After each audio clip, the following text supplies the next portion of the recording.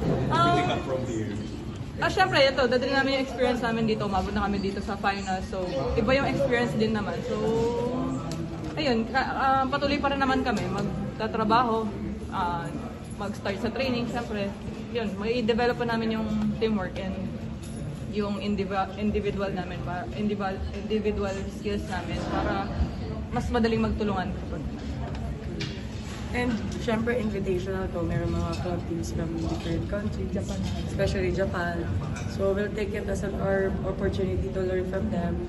And syempre, kalaman natin mga magagaling dun sa nasa podium lahat sa PBL. So tuloy-tuloy yung learning.